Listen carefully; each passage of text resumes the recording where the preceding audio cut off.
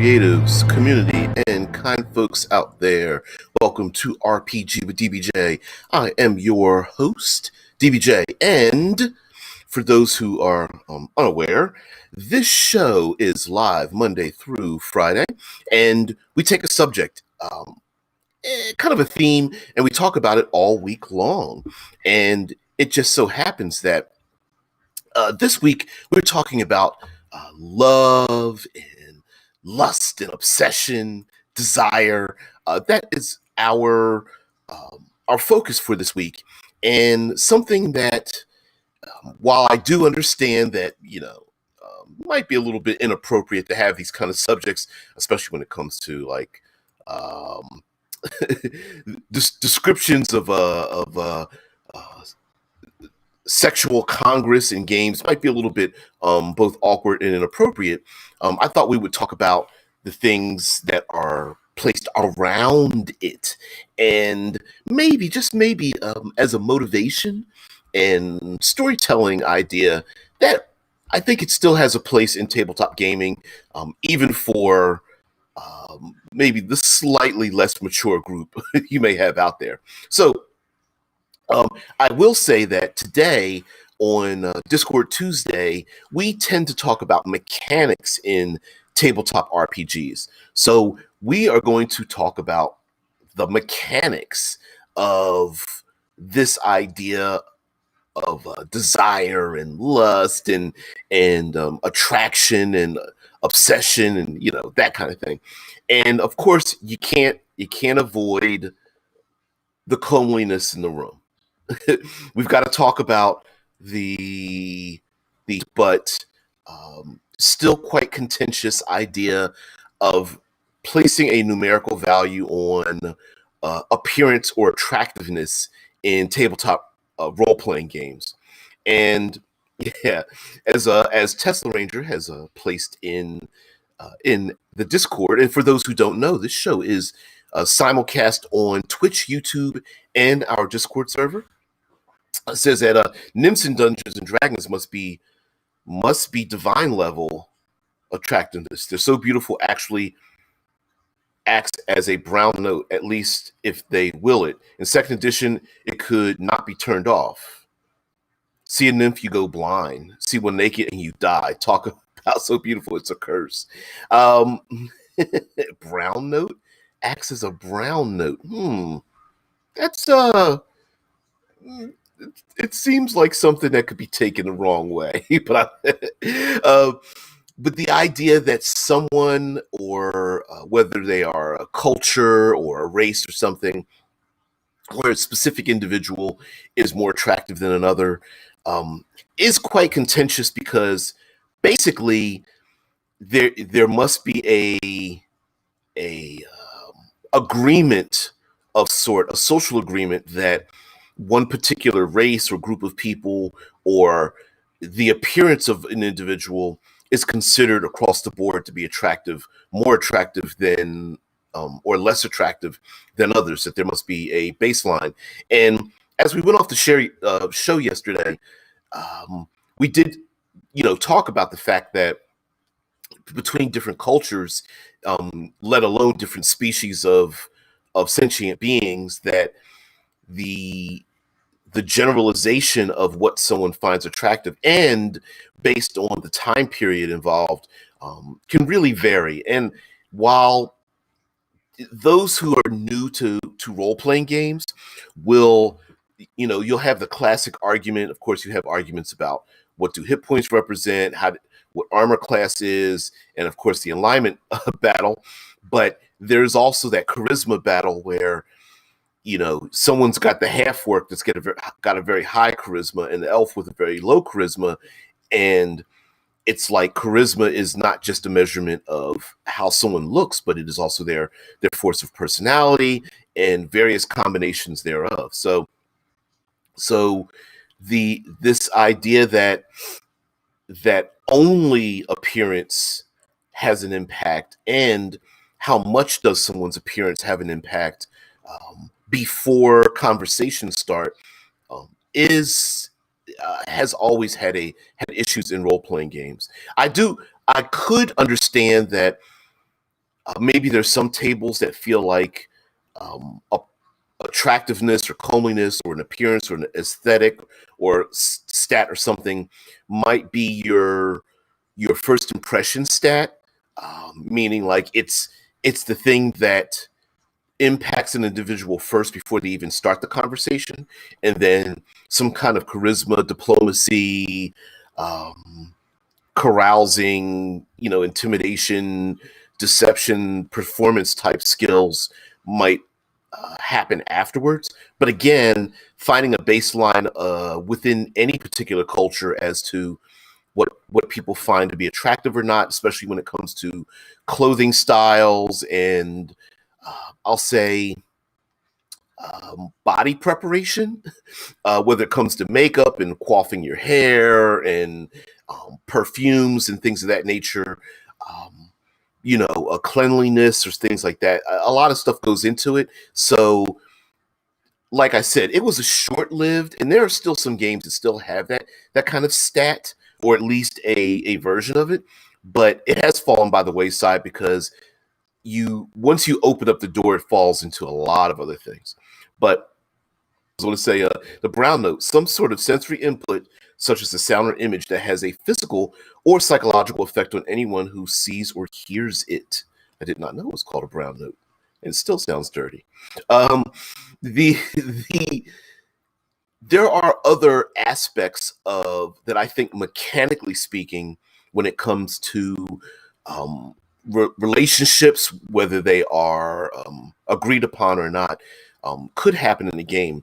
And I we've seen this in games like Fate, and there are some other games that have a mechanical effect based on the status of relationships, whether they are requited or not. And it's the idea that instead of having specific like character class or character abilities that are based solely on like an on-off switch, meaning like my character has the ability to jump very far, or my character has the ability to see in the dark, or I'm very good with ranged weapons. There are some games that have specific things related to your relationship with someone else, meaning like there are my character has an increased movement rate only to get closer to another individual. Maybe there's someone that you have an attractiveness, you're attracted to, or you have a relationship with. There are those who um, there are there are game elements where maybe a bonded pair, whether they are warriors that are bonded together through the crucible of war, or a married couple, or brothers and sisters, or something, where they are linked somehow to be able to sense each other's pain or thoughts or something. So I think there's still a possibility of using a mechanical element um, based on situation and or individuals, meaning like maybe the classic princess and the knight, right? Maybe the knight gains maybe his back stands a little straighter, and he's far more brave when he goes into battle after having seen his one true love, which could be measured in a boon for a player character, like, oh, you gain the guidance or resistance or bless spell upon you, after having spent the day with your loved one or something. Or and the same could be done for some of the negative emotional aspects as well, such as I don't know, like jealousies, envy, some kind of like hatreds or something, where maybe your character receives advantage when someone else fails their die roll or something. Or maybe there's like you have an attractive you are attracted to someone who's not reciprocating your advances, and so maybe, just maybe, well, each time they push you away or do not, recognize your advances, maybe you do receive some sort of like mechanical benefit to that. Now, the problem that comes up with using like situational or relationship capabilities is that if you're with a group that likes to number hunt, hunting for modifiers that help benefit them, um, you go from having these like class or gaming statistics that are meant to be narrative, and then you have people trying to spam them, doing very odd and oddly not appropriate social interactions just to get that bonus or something, right?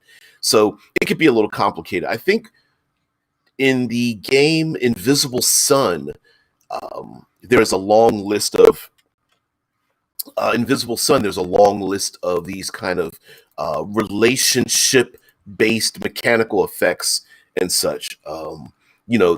Which allow the PCs to gain some sort of advantage over, or gain some kind of benefit for having had that relationship.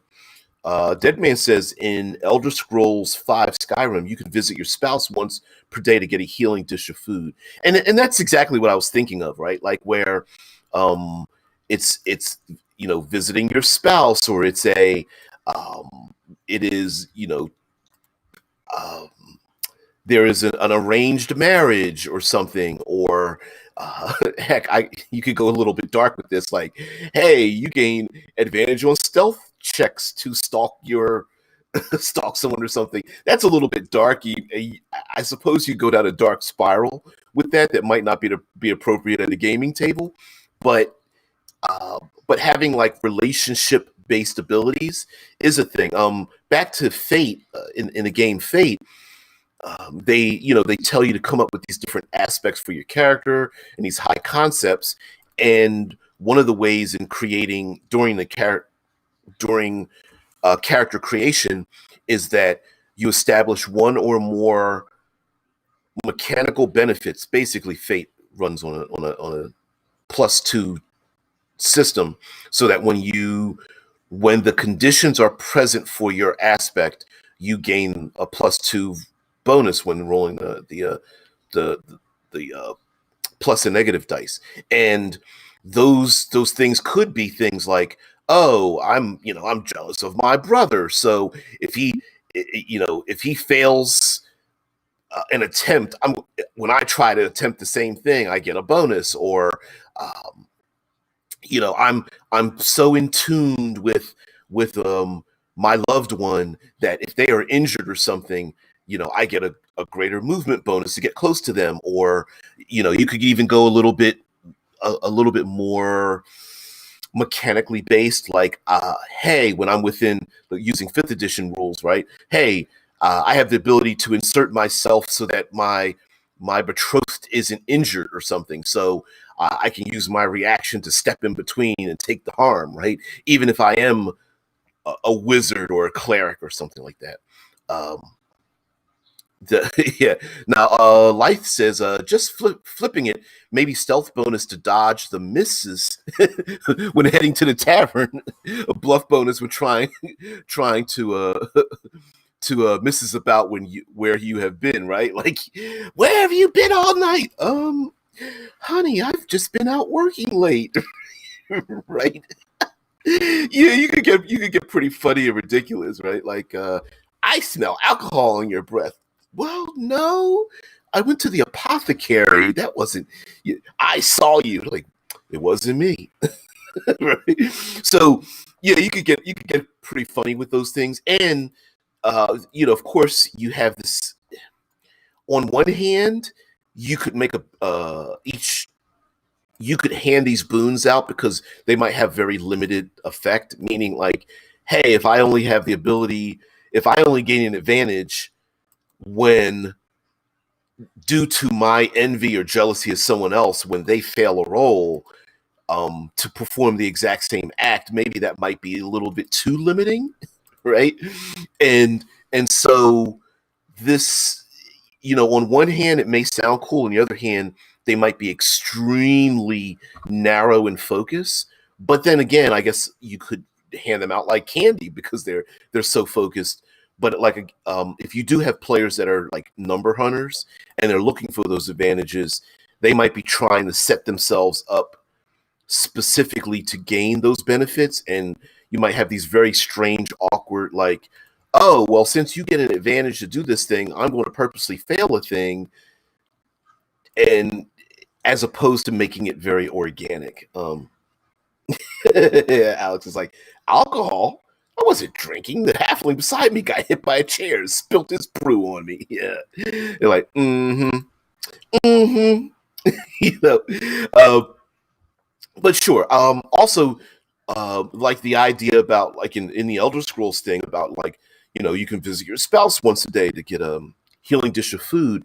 There may also be the possibility of like making it a little bit more generalized. Like, for example, visiting a spouse, you get some kind of bonus or can heal or something, or returning home from a long travel or whatever, what have you.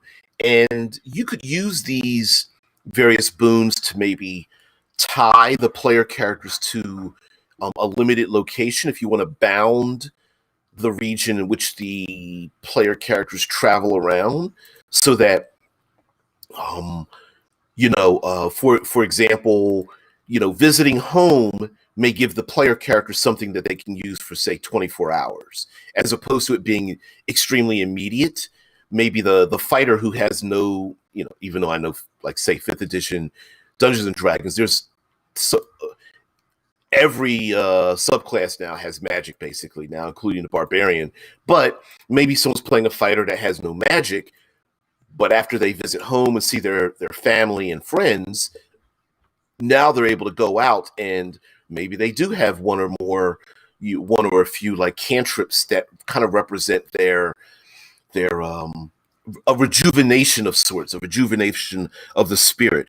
And you could go very dark with this as well. Maybe there's there's someone that they had a past relationship with, and their loved one is now ready to be married in an arranged marriage, and it's like they want to fight for their loved one or something. And again, this could be contentious, but maybe they still receive a similar thing, like, oh, well, by returning to the one that you love, but she's promised to another hand, this fills you with outrage or something. So you have, for 24 hours, you have one use of barbarian rage, right? Just to beat ass on somebody else because you want to get out your frustration or something, right?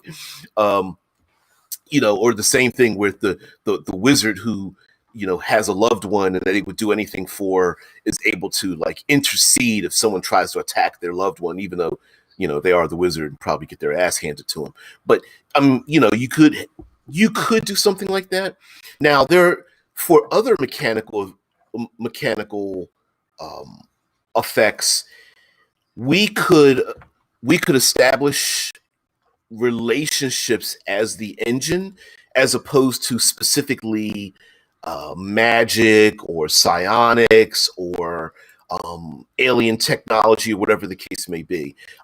What I mean by that is kind of what we brought up a little bit yesterday on Monster Monday, is the idea that, for example, maybe in the world, marriage itself is a power, right? Where the much like a cleric / priest consecrating a religious location or blessing a family or something like that, maybe there really is power in a bonded pair, or maybe there really is power in much like people, the classic idea of the old hag giving the evil eye and yelling something out and cursing a family, and simply by their rage or their by the words or their power, maybe they're in a particular culture, there is something.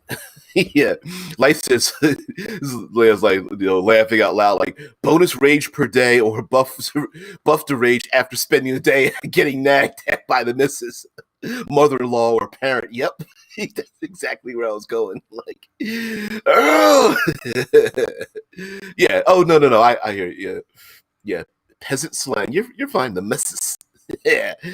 Yep. Oh, yep, yep, yep. Absolutely, man. I love the idea of that. My character has buffed rage after getting nagged about doing like housework or something silly like that. It could be pretty ridiculous, but I don't know why the hell not. Now, there is also the idea of like what's the I'm trying to think of the proper way to describe it, where someone is obsessed with the idea of someone else, meaning like in today's world we have famous people, whether they're like musicians or actors and actresses, or hell, just online influencers and others who are obsessed with them. And even that itself, that obsession may give someone some kind of greater potential or ability or something, whether it's, I don't know, being able to disguise themselves because they dress like their favorite, or favorite obsessive individual, or maybe even they're able to like um, they draw. It's the I don't know what to do in this situation, but I know what the famous person I'm obsessed with would do. So you know, maybe it's something like that. Like the fighter is like, well, I'm no good at acting or singing, but my favorite bardic singer knows how to do it, so I'm going to do it like they do it. And then all of I mean, it's pretty ridiculous, but yeah, maybe they have some greater ability to like sing or dance or dress fashionably or something like that. Of course, that could just very well just be a character trait where, hey, my character picked the performance trait. Um, the character not understanding, but the PC, I mean, the player understanding, but the character not understanding that, well, maybe they can sing good because they can sing good and it has nothing to do with their obsession. Um, there's also, and also some of these traits could be uh, revealed to be within the world artificial to begin with, meaning like the knight that is in love with the classic princess up on high goes out in the battle and is like, I'm going to defeat the dragon because she loves me and I love her. And when he gets back, she's just like, I don't know why you even look, I was just putting on an act. I don't know what you thought, but we don't like each other and we don't even know each other, let alone like each other. Like, I have my own plans. And he's just like, what? I mean, so uh, maybe some of these different traits or things of that nature could change and shift based on circumstances, which would be pretty hilarious, right? Like the the wizard comes home and gets nagged by the missus. And he's just like, I'm gonna go back out and adventure. She's like, you better not. He slams the door and is like, I've got rage now. you know. And then he like leaves out, and then he realizes, like, you know what? I really miss her because I miss her laugh and everything. And then maybe that starts to change into some kind of like melancholy or something. Maybe there's some other attribute, like, I don't know. Maybe they have some resistance to like mental resistance to being mentally controlled or something, because their mind is so distracted with something that they just ignore the creature that's trying to like charm them or what have you or something. Or heck, you could even, I don't know, someone wants to um, is in love with, or maybe just has like a crush on another party member or something, and stays up, can barely sleep during while they're camped out in the wilderness because they want to approach their the other party member to express their feelings and whatnot. And maybe that's translated as, I don't know, what is it, elves need less sleep to get a rest, or there's a wizard spell called alarm or something, like when this party member is distracted and out doing their own thing, that PC gains some special ability. Now, of course, that again, it could be a little bit ridiculous, right? Um, but this also can lead to things where maybe just as a game master, if we can go a little bit more subtle with this, that the game master or the dungeon master may allow the players to have some sort of like a die roll that normally they wouldn't have a die roll to begin with, giving them an insight into something. For example, um, I'll go with the, since we talk about fantasy and such. Famous bard is performing on a stage or something, and the the bard, there's some kind of like machinations or threats or something happening to the bard. There's something going on in the bard's background, and there's no particular reason why the PCs would even be involved in it, but maybe, just maybe, the one PC that loves to hear their favorite bard tell their stories or sing in the tavern or something follows the bard around the corner to see the bard being pushed around and threatened or something like that, right? Like, it could lead to other stories where, sure, normally everyone's just like, I don't really care about these other people, and just brush by them. But maybe the player character themselves is like, thinking in their head about this other individual and is given some ability or insight or information to further a story that normally everyone else would have absolutely zero impact on. Um, Now, going back to relationships having power, um, the I we've seen in a lot of like mythology and fairy tales and things where someone breaks a promise, or someone is betrothed to another, or a curse can't be broken unless kissed by one true love, or someone turns into a monster and can never turn back unless someone falls in love with them. And sure, that's quite, like, how do you measure that? It's kind of ephemeral, but um, if you want to go, especially if you are someone who loves fey creatures or loves more or less the fairy tale aspect of a lot of curses and magic, that may be that too may be a thing where the I don't know, the lich and the lich's phylactery can never be found, unless the lich will only reveal where the phylactery is, to its his or hers one true love or something. Or the reason that there are naga or hags or something out in the wild is because each of them has been promised in marriage to some kind of noble family,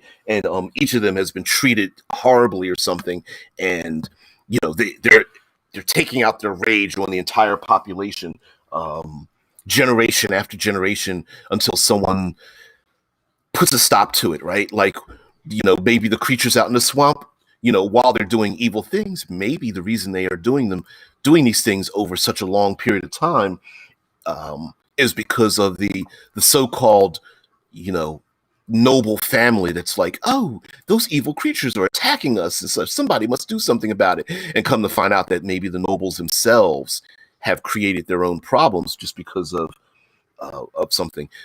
We've seen this plenty of times where in various stories where someone is murdered, and the spirit of the murdered individual is around. Something like that could happen. Also, lengths of time also has an effect as well through ancestors or something, meaning like someone born today happens to look and act like someone, from 6 generations ago, and there's some kind of tenuous link between yourself today and your ancestor from 6 generations ago that just so happens to have had a tumultuous relationship with someone, six generations ago, and then we fast forward to today, and the PC and their relationship just happens to have like parallel storylines or something that have um, not yet been fulfilled. And so even that, there may even be something like that where there's a particular storyline or something.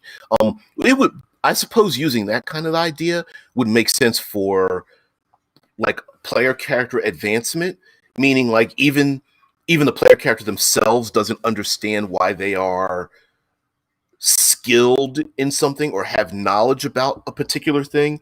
Um, imagine the nerdy sage, geeky sage in the library, um, goes out in the back alley and is accosted by the local thugs, and then all of a sudden starts to kick some ass with his like walking stick and or staff or something, and he's like, I didn't know I could fight like that, not realizing that, maybe six generations ago, someone, one of your ancestors was like a kick-ass warrior or something, and you too have those capabilities.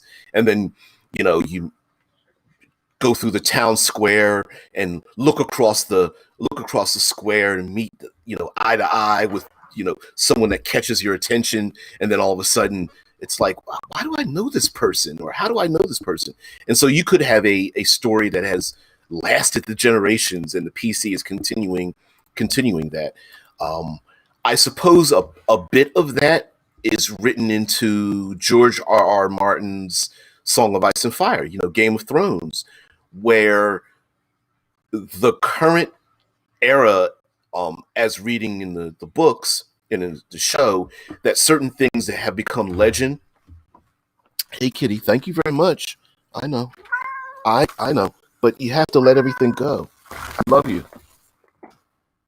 The current era in people have read about various stories. Sorry about that, guys. Um, and reading those stories, it's like, oh, those are legends, but today those things would never happen. Um, um, all right, man. Hey, have a great one. I read that so wrong there, Alex. I added an extra O between that pop. I thought it was like, oh, gotta poop and smoke. Boom.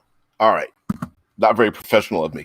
Um, so yeah, there might be like legends or stories or things that everyone is like, yeah, I heard those stories as a kid, but they're not a real thing. But then fast forward to present day, and there's a parallel told between the stories, albeit the parallel might be something that is far more mundane, but the people today are living through those same events and mimicking those same events. Um, yeah, mechanically speaking, it could be a little bit difficult to do like the whole like whether someone is in love or obsessed with someone or has a desire or finds someone attractive or something like that.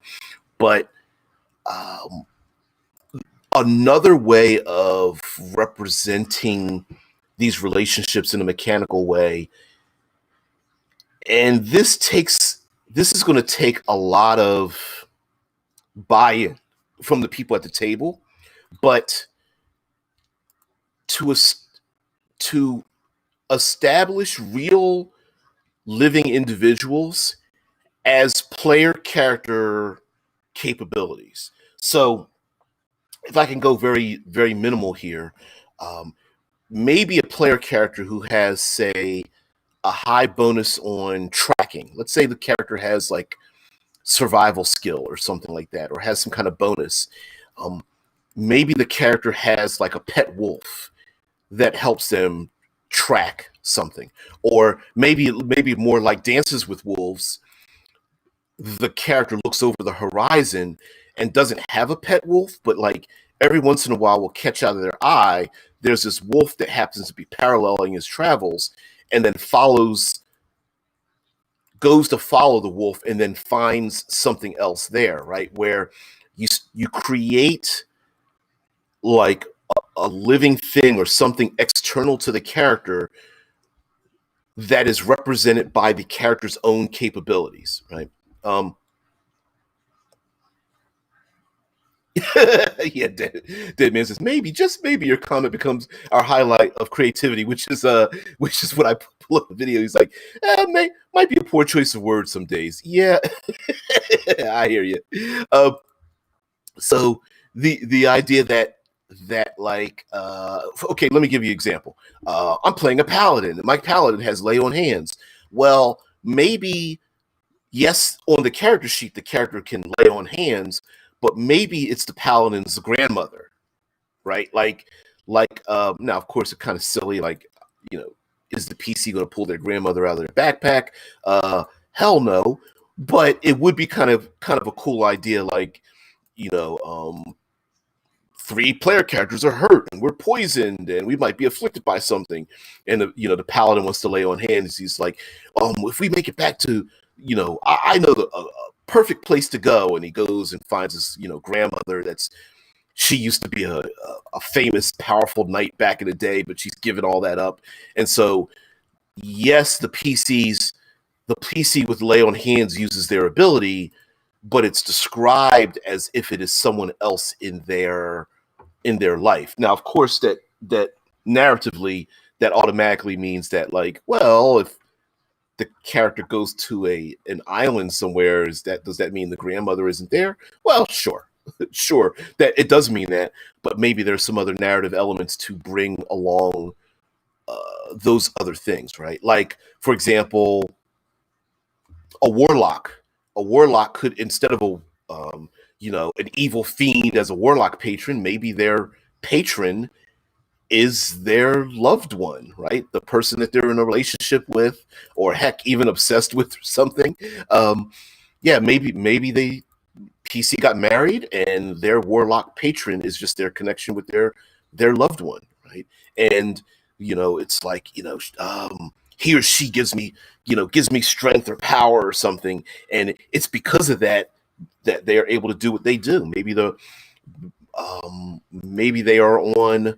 They know that they must be separated over, leagues of distance, but they still have a tenuous connection, and they are each other's warlock patron. I don't know, something like that. Or heck, someone has put their loved one, whether maybe they're still alive or maybe they've passed, and put them on a pedestal. If you're going more with the obsession idea, and maybe they're a cleric, and they've literally placed this person on a pedestal, and that person's like, please don't. You're like, come on now, stop. I'm just a regular person. Don't put me up here. And like, no, but you're so great. I've learned so much and draw so much from you, and maybe they literally are giving them, like, instead of like divinity and gods or something, it's like it's Taylor Swift or something. It's like, she's my everything. She gives me power. She's the only one that I trust in. That's why I can do what I can do, because I'm just a nobody. And it's like, no, I think you're pretty capable in being able to, like, run, jump, and swim across, I don't know, swim across oceans or something. It's like, yeah, but that wasn't me. That was me drawing upon her because she gave me power. And, it could be something silly like that as well. Uh,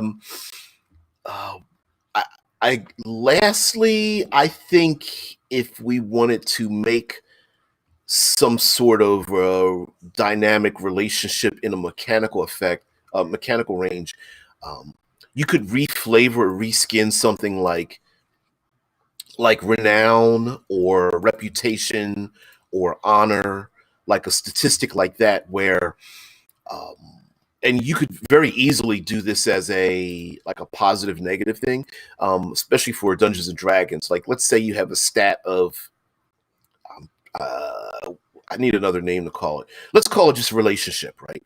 And you have relationship and then a blank space. So you have relationship and you fill something out behind it. And so let's say you have a relationship stat of 14. So your relationship with this person or with this family or what have you might be 14. So if you roll below it, you have a good relationship with them, but the higher your relationship is with them, the less your relationship is with other people. Like it could be something of that nature where the more obsessed you are with an individual, the less connection you have with other people, and maybe the greater chance you have of gaining like um, favors or uh, things of that nature, like the print, the classic prince and princess that are supposed to uh, that are one day supposed to get married. Maybe the royal family is like, I know you don't like these arranged marriages, but it will keep our nations at peace if you do this thing. And it's like, but mom, dad, I don't want to, right? And so maybe, just maybe, there's a parallel or some kind of like parity between the relationship you have with this other individual and the relationship you have with the nation or something. It could get a little fuzzy there because if you have, maybe it might be based on how much information the public has about your relationship, which, maybe it's kind of secret, or there are, it could be, instead of a statistic, maybe it's just like a resource that can be spent in many ways. So if you spend the resource, you can draw upon your relationship to perform certain favors or gain certain benefits or something with it.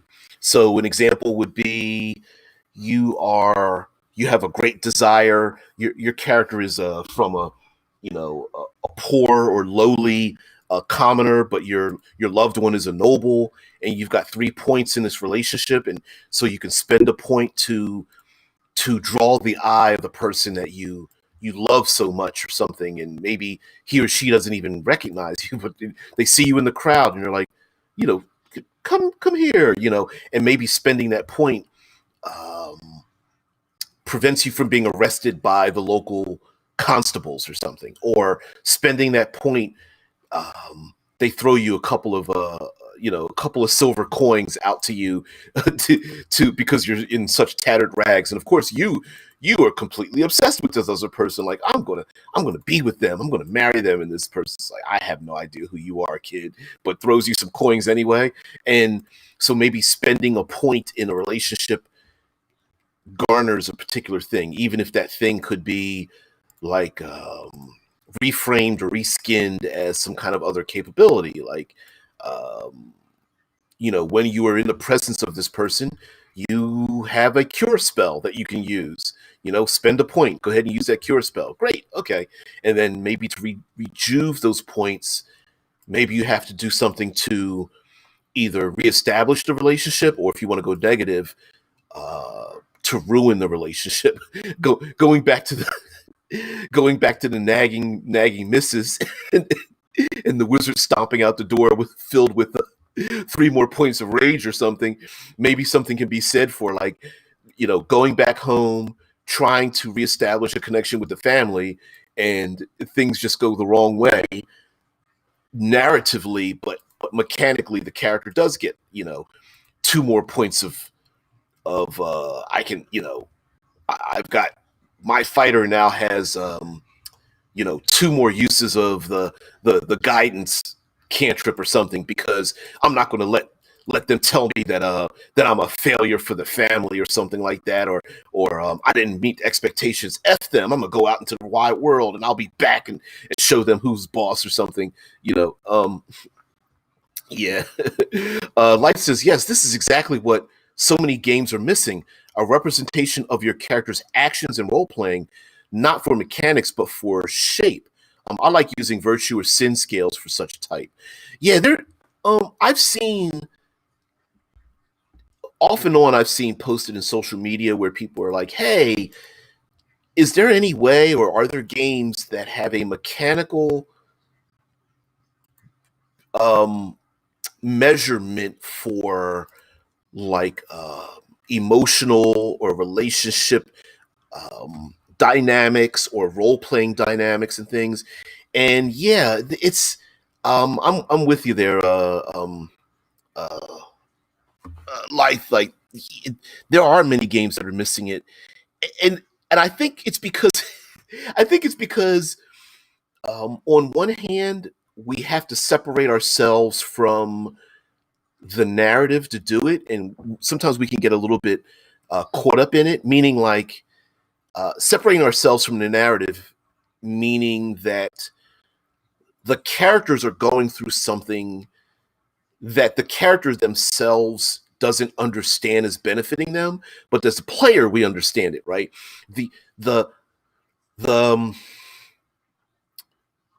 the wizard student that comes home and they're very intelligent and sage like parents that are like, you know, you're a failure to us because you left the wizard school and you should have stayed there. But the player, the PC is like, no, I went out into the wide world to adventure and you don't approve of my choices, might have a very bad relationship with their parents or their siblings or their boyfriend or girlfriend that they left so many years ago. But the mechanical benefit, but mechanically that character may benefit from that nasty interaction, if you understand what I'm saying, right? And it's a little weird to like say, yeah, here's a benefit for having a terrible relationship. Um, so I think that's one problem with it. I think you could get over it, but it can be a little bit of a barrier. And I think the other problem as well is that it can be very hard to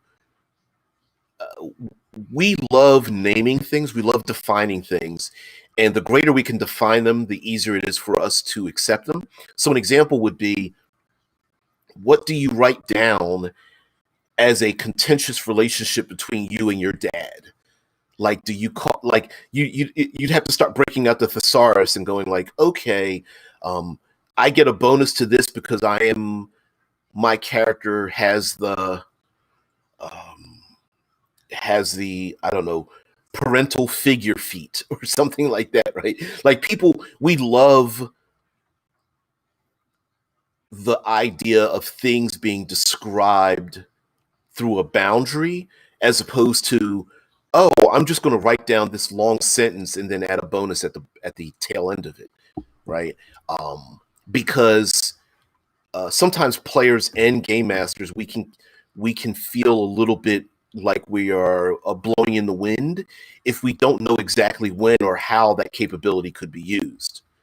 Like, okay, um, an example would be, I get +2 in my armor class because of, I don't know, I I need to try to. I'm not as good of a warrior as my father once was, right? And so how do you describe how successful the player character is at going home and talking with their dad and about their successes and failures and things? Like, is it 10 minutes? Is it just knocking on the door and saying, hey dad, okay, and the player character's like, well, saw the dad, I get +2, and you're like, dude, you're supposed to like role play that out. Like, I did, I knocked on the door and he came to the door and said hello. you know yeah. Life says, yeah, you have to rule zero it. It is a slot. It is a lot of baggage to flesh out. I agree. Humility and vanity, love, lust, fame and infamy, etc. These things develop over time and should only represent how the character has acted historically. A great way for messing with paladins, though. Yeah, and mind you, I'm saying these things not because I think they don't work, or would never work. I'm saying them like I love this kind of stuff. That's why I'm talking about it. But um, but I do like the idea of like the humility, vanity, love, lust, fame, infamy idea, where I love competing statistics, where if one rises, the other falls by a similar amount, which is kind of where I was heading towards with like having a statistic. If you're rolling a d20 and your stat number is 14, you could use that 14 to both roll under for a success in one area and then try to roll over to gain a success or prevent failure in another region, right? Like if your fame infamy stat is 14, maybe 14 represents how famous you are. So, yay, if you roll 14 or less, yay, you're famous and everyone loves you. If you roll 15 and above, people don't like you for whatever reason. Like, it's that Taylor Swift again. God, I wish she would Taylor Swift all the time, right? Like it could be something. It could be something of that nature, or maybe the player character sees a very beautiful or attractive or handsome person that they would physically be instantly um, attracted to deep down in the gonads, right? And then you roll your love lust stat to see if you are immediately um, smitten by this individual, right? So your 14 love lust stat, if you roll 14 or less, you're like, no, I'm still in love with my other. I'm not smitten by them. But if you roll 15 or over, you're just like, what? Oh yeah, drool, drool, drool, right? Even if it's only temporary. So yeah, I'm with you. Like I like that kind of thing. I love competing stats because then there's always balance. You could never game competing stats because whether they are in balance, like, hey, I have a 10 in my stat, and whether I roll above or below, you neither are neither greater or lesser than. But then if a PC really ramps up their stat or really drops it down below to min max, there's always a both benefit and penalty for doing such a thing. So I've always liked that. The White Wolf games were notorious for doing that, having a competing stat like my humanity versus my blood pool, or what is it, werewolf, my gnosis versus my rage. In mage, it was quintessence versus paradox, right? And it's this moving trait or something. So I really like that. And like you did mention a point that these things should be measured by how the character has acted historically.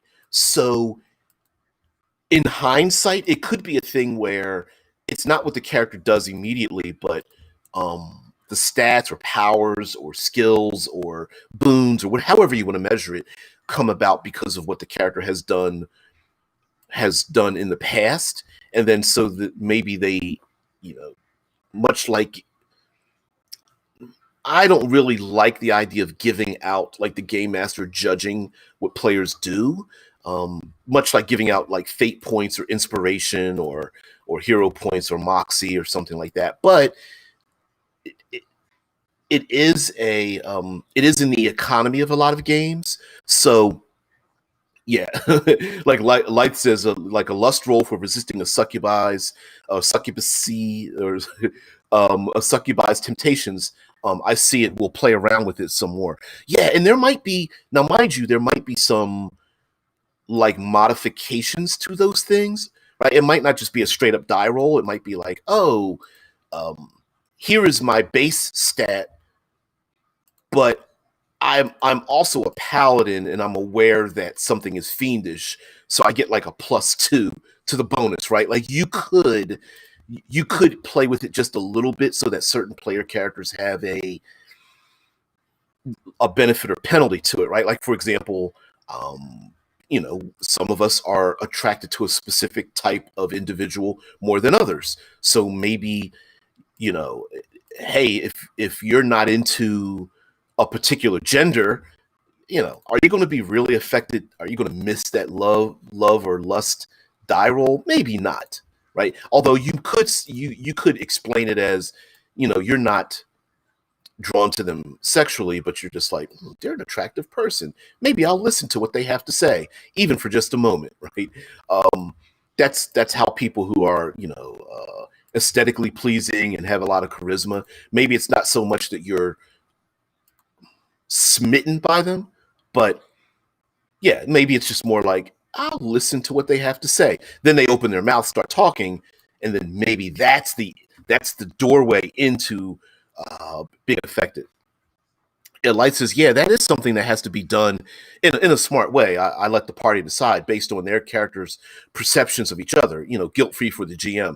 Exactly. And um, it's the carrot and stick idea as well, right? Like um, in the Monty Cook games, he uses something called, or has, it exists in other games, but I'm using this as an example. There's something called a GM intrusion. And the idea of a GM intrusion is that as the game master, you want to introduce something into the game that might not necessarily fall into a die roll, meaning like my GM intrusion might be, hey guys, at the end of the session, I want you guys to be captured by the enemy, right? Because the next game, I want a prison escape. And so some player characters might be like, I don't want you to just automatically capture my character. So when a GM intrusion is, hey, same situation. Hey guys, at the end of the game, you guys are captured by the Drow and taken down into the Underdark. Here's a like fate point, inspiration. Here's a bonus if you allow me as the GM to introduce this thing into this complication into your life or into the story or something like that. And then the players can go, oh, great, I get this little bonus, this little treat by allowing the game master to do a thing, which is more of a carrot than a stick, where a stick is, hey, you're not playing your character's, I don't know, alcoholism.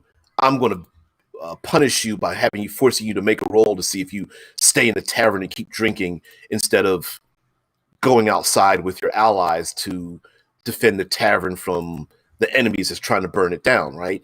It's and so I suppose if the players gain some kind of benefit for engaging in the role playing, like, hey, yeah, I will go back home to try to find my, lost love when we were young back in school, in the wizard school or something like that, and try to find her and come to find out that she's, married with kids or something. And, now I'm depressed. Game master might go, hey, thanks for engaging in the story. Here's a chip, or here's a bonus, or here's a fate point, or, here's inspiration for you for doing such a thing, even though it might not benefit you, right?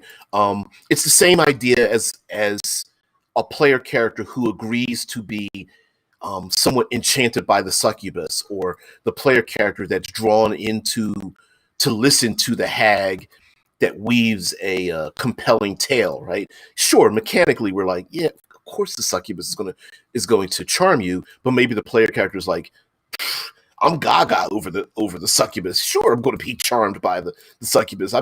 That's what my character would do is to try to who thinks that they could never be charmed by the succubus, but still wants to embrace her personables, right? And yeah, maybe you want to give out some kind of benefit or something, like, you know what? Thanks, dude. Or, you know, the player character goes to the hag and is like, I need a love potion created by the old hag, even though, we know that in the monster manual they're chaotic evil or something, right? Maybe the character's just more focused on themselves and what they want rather than trying to, of course, kill the thing and get their experience points. Light says assisted railroading for storytelling. I liked that, but I also like surprises. Immersion versus quest progression. Really appreciate the eclectic references from all these sources, by the way. Yeah. Yeah, I'm a polygamist. I don't fall for one for one thing. But yeah, hell, there's even before we get out of here, there's even a game called Within the Ring of Fire, and they have a stat called love hate, and like love represents like peace and being able to like talk with people calmly and to calm them down, and it is a ephemeral state where people see the peace in you, the love in you. Whereas when your hate stat is very high, your hate stat, you're filled with anger and people don't want to be near you and things of that nature. And so, yeah, it does exist around here and there. Light says, yeah, the bard that takes every chance to seduce and have fun should be the first to fall for the succubi. And the character in love who is faithful should have the best resistance. Exactly. And I think if the player, not everybody needs to have a mechanical reward for role playing, but some people do. Some people are that way, and so handing out a little something to them, to the character that's like, he's just like, yeah, I'm going gaga over the succubi, even though everyone else is like, dude, what's going to happen to you. They're like, yeah, but I'm playing my character. Yeah, and here's this is a weird twist on it.